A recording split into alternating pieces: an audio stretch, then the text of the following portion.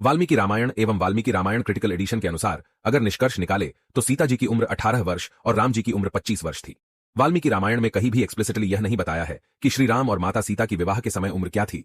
तो फिर सवाल उठता है कि ये 6 साल वाली बात आती कहां से है। इसका जवाब है रामायण के अरण्य कांड के सर्ग 47 के श्लोक संख्या 3 से 12, जहां माता सीता रावण को अपना परिचय देते हुए कहती है कि विवाह पश्चात वह 12 वर्ष तक श्री राम के साथ अयोध्या रही, और जब श्री राम को जब वनवास मिला तो श्री राम की उम्र 25 वर्ष और माता सीता की उम्र 18 वर्ष थी। और यदि इसे हम तथागत ले तो इसके माता सीता विवाह के समय 6 वर्ष और श्री राम 13 वर्ष के थे। पर इन श्लोकों के साथ दो समस्या है।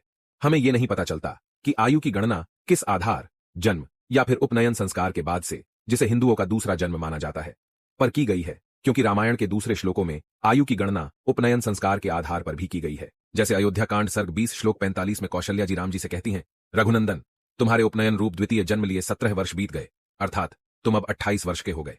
अब तक मैं यही आशा लगाए चली आ रही थी कि अब मेरा दुख दूर जाएगा। माता सीता के 12 वर्ष अयोध्या में रुकने का वर्णन रामायण के सिर्फ दक्षिण संस्करण के श्लोकों में मिलता है, रामायण के क्रिटिकल एडिशन और बंगाल संस्करण में नहीं। इसलिए रामायण के क्रिटिकल एडिशन और बंगाल संस्करण द्वारा इन श्लोकों का खंडन पहले ही हो जाता है। यदि हम इन श्लोकों से देखें तो हमें पता चलता है कि माता सीता विवाह के पश्चात सिर्फ 1-2 वर्ष ही अयोध्या रही थी और बाद में श्री राम वन को चले जाते हैं। यह बात रामायण के ही अयोध्या कांड के सर्ग 12 श्लोक 84 द्वारा स्पष्ट हो जाती है, जब माता कौशल्या वनवास जाते समय श्री राम के बारे कहती है, हाय, अब तक तो श्री राम वेदों का अध्ययन करने, ब्रह्मचर्य व्रत का पालन करने तथा अनेकानेक गुरुजनों की सेवा में संलग्न रहने के कारण दुबले होते चले आए हैं। अब जब इनके लिए सुख भोग का समय आया है, तब ये वन में जाकर महान कष्ट में पड़ेंगे। यदि श्री राम 12 वर्ष तक अयोध्या में रहते तो उनकी माता ये ना कहती कि मेरे बेटे का सुख भोगने का समय जब आया तो वह वन को जा रहा है। दूसरा यह कि भरत और शत्रुघ्न विवाह के तुरंत पश्चात ही अपने ननिहाल चले गए थे और वो श्री राम के वनवास जाने के पश्चात वहां से लौटे, और उनका 12 साल ननिहाल में रुकना अतार्किक या थोड़ा अजीब है, खासकर तब जब 14 वर्ष का वनवास भी किसी बड़ी घटना के तौर पर अभिव्यक्त हुआ हो। क्या विवाह के समय माता सीता एक मासूम सी बच्ची थी?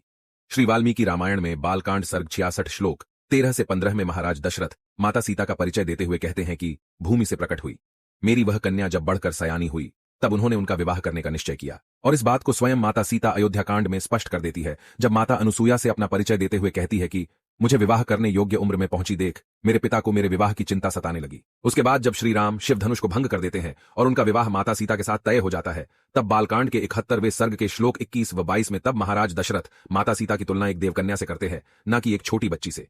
यहां महाराज दशरथ ने खुद अपनी बेटी को देवकन्या के समान बताया है। देवकन्या यानी वो युवती स्त्री जो स्वर्ग में रहती है। फिर इसी बालकांड के ही 77वें सर्ग में फिर से माता सीता की तुलना देवांगना यानी देवताओं की पत्नियों से करते हुए उन्हें साक्षात मूर्तिमती लक्ष्मी बताया गया है। विवाह के समय श्री राम की उम्र क्या थी? यह जानने से पहले कि विवाह के समय श्री राम की आयु क्या थी, हमें 2 महत्वपूर्ण चीजों को समझना होगा। पहला, उपनयन संस्कार।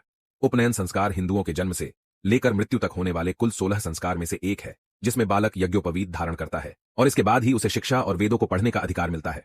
इस संस्कार को दूसरा जन्म माना जाता है, इसलिए हिंदुओं को द्विज यानी दूसरा जन्म लेने वाला भी कहते हैं। अलग अलग वर्णों के लिए इस संस्कार की आयु अलग अलग है, जिसमें क्षत्रियों का उपनयन संस्कार 11 वर्ष की आयु में होता है। दूसरा, गर्भाष्टमेऽब्दे कुर्वीत ब्राह्मणस्योपनायनम गर्भाधिकादशे राज्यों गर्भात्तु द्वादशे विषः। सनातन धर्म में मनुष्य की आयु को 100 साल मानकर कर्तव्य के हिसाब से उसे 4 आश्रमों में विभक्त किया गया है, जिसमें जन्म से जो शुरुआती 25 साल होते हैं उसे ब्रह्मचर्य आश्रम कहा जाता है। इसमें बालक यज्ञोपवीत धारण करके वेदों की शिक्षा प्राप्त करता है। अब यहां 2 सवाल है, क्या श्री राम का उपनयन संस्कार हुआ था और क्या उन्होंने ब्रह्मचर्य का पालन किया था? तो इन दोनों ही प्रश्नों के जवाब है हां। वाल्मीकि रामायण बालकांड सर्ग 18 श्लोक 25, महाभारत में वर्णित रामायण व रामचरितमानस से ही हमें श्री राम के वेदों और अस्त्र विद्या में पारंगत होने का वर्णन मिलता है, और वेदों की शिक्षा उपनयन संस्कार के बाद ही दी जाती है। और वाल्मीकि रामायण, महाभारत में वर्णित रामायण व रामचरितमानस तीनों में ही श्री राम के उपनयन संस्कार, विधिवत ब्रह्मचर्य आश्रम और उनके गुरुकुल में जाने का वर्णन मिलता है। इसलिए यह संभव ही नहीं है कि श्री राम का बाल विवाह हो जाए, क्योंकि बचपन में तो उनका यज्ञोपवीत तक नहीं हुआ और कुमारावस्था में उपनयन संस्कार के बाद वो गुरुकुल में शिक्षा प्राप्त करने चले गए। महाभारत में वर्णित रामायण में श्री राम के उपनयन संस्कार और उनके गुरुकुल में जाने और विधिवत ब्रह्मचर्य के पालन का वर्णन मिलता है। जिन श्लोकों से यह सत्यापित करने की कोशिश की जा रही है कि श्री राम का विवाह 13 वर्ष की आयु में हुआ, उन्हें रामायण के दूसरे संस्करणों द्वारा खारिज किया जा सकता है और यह बात यहीं पर समाप्त हो जाती है। पर मुझे लगता है कि यह बताना जरूरी है कि किसी चीज को गलत क्यों कहा जा रहा है। एक और तथ्य पर हमें ध्यान देना चाहिए, जैसा कि हमने जाना कि हिंदुओं को द्विज यानी दूसरा जन्म लेने वाला भी कहा जाता है, इसलिए उम्र की गणना दूसरे जन्म के आधार पर भी की जाती है। रामायण में बहुत सी जगह उम्र की गणना दूसरे जन्म के आधार पर की गई है। जब महर्षि विश्वामित्र अपने यज्ञ की राक्षसों से रक्षा करवाने के लिए श्री राम को लेने आते हैं, तब महाराज दशरथ कहते हैं कि उनका पुत्र अभी 15 साल का ही है, और जिसके बाद श्री राम उनके साथ जनकपुरी जाते हैं और माता सीता से विवाह करते हैं। और जब श्री राम वन को जाते हैं तो उनकी माता उनकी आयु 17 वर्ष बताती है, जिससे श्री राम के अयोध्या में सिर्फ 2 वर्ष रुकने और वनवास चले जाने की पुष्टि होती है। यह अयोध्या कांड के सर्ग 20 श्लोक 45 में वर्णित है। वह तुलसीदास के रामचरितमानस में एक दोहा है। वर्ष 18 की सिया 27 के राम कीन हो मन अभिलाष, तब करना है सुर काम। अर्थात श्री राम से विवाह के समय सीता की आयु 18 वर्ष थी।